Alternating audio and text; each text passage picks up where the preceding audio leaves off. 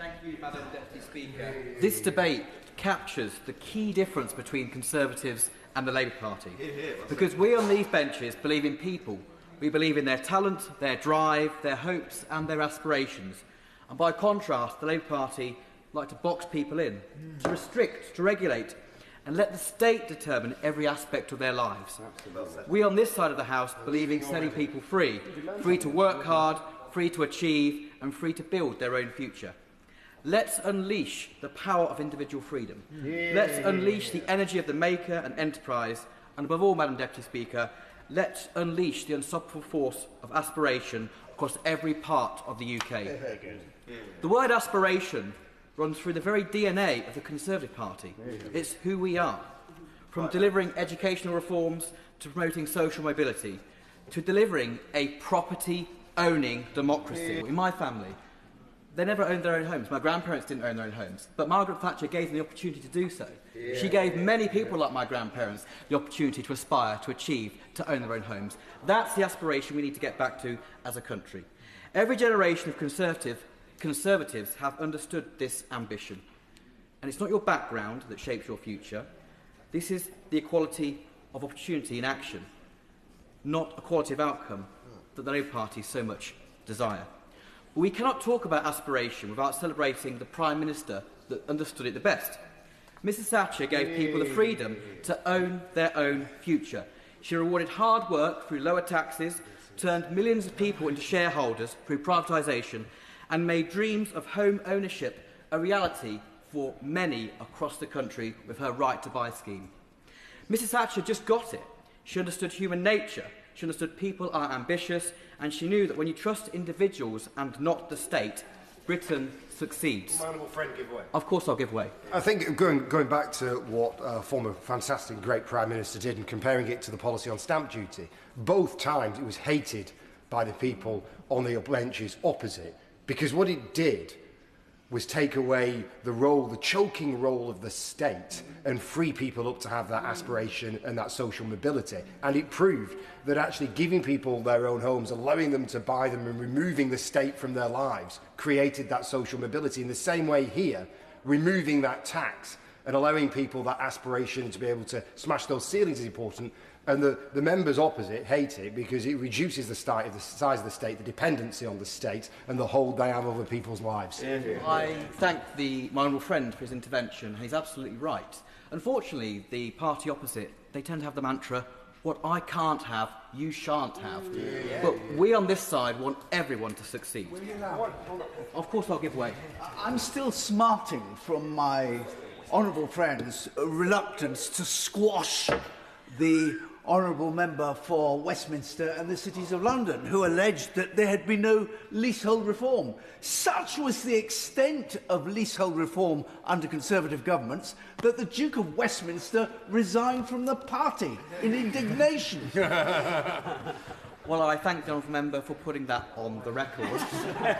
But, Madam Deputy Speaker, I am not confident that this Labour government understands aspiration, because they simply cannot comprehend the politics that people want to better themselves, their families and their communities. In fact, they actually fear aspiration, sadly. And that is why this Labour government is the most anti-aspirational government in living memory. They have strangled the jobs market, and they've sent unemployment rates soaring, the direct result of punishing employer national insurance hikes, and their reckless unemployment rights bill is striking fear into businesses up and down the country as they question whether to take a punt on recruiting new people, particularly young people.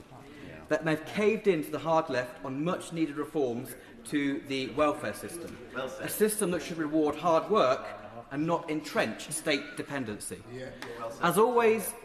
As is always the case with a Labour government, they invariably side with the shirkers and not on the side of the strivers. And sadly, they have driven our economy into a full-blown doom loop, a cycle of ever-increasing taxes, rising inflation and net zero growth.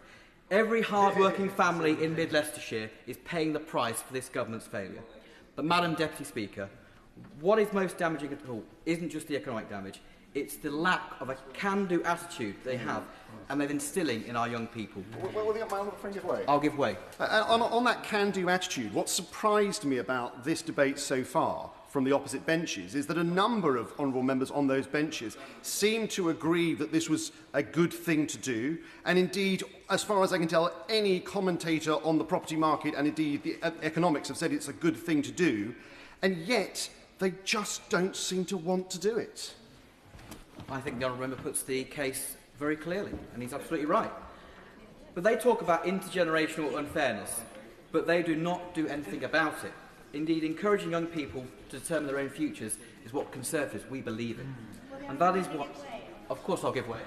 My colleague speaks of intergenerational fairness. Does he agree with me that actually if we keep the status quo, we are really hindering older householders who may be asset rich and cash poor because fortunately for them the value of their property has increased but not necessarily their income, and by stopping this policy in its tracks we're actually stopping those older people who may be desperate to downsize knowing that it would play their part in providing homes for other families but just simply can't afford to because the stamp duty on those more expensive properties is absolutely unpayable for them. I thank my honourable friend for making an excellent point, and I have many people that come to my surgeries that make that point month in, month out. Now, that is why this Conservative motion matters. By abolishing stamp duty, we are empowering young people to aspire to own their own homes and to invest in their own futures. This is what a responsible government does, giving people the tools to achieve their ambitions. This policy will not just transform lives, but it will boost the economy, stimulate growth in the property market, and add an incredible $17 billion to our GDP over 10 years. We saw the results when the last Conservative government cut stamp duty in 2021. People took the opportunity to invest in their own futures. This, Madam Deputy Speaker, is the Conservative way. Lower taxes, greater ownership and rediscovered aspiration. So, to conclude, Madam Deputy Speaker, I'll be voting for this aspirational motion put forward by the Leader of the Opposition. She understands that it's not just a question of economics, but it's a question of values. We should choose freedom over control, ambition over dependency, and aspiration over stagnation. This is the Conservative vision for Britain, and one that I know my constituents in Mid Leicestershire, particularly the young people, will get behind.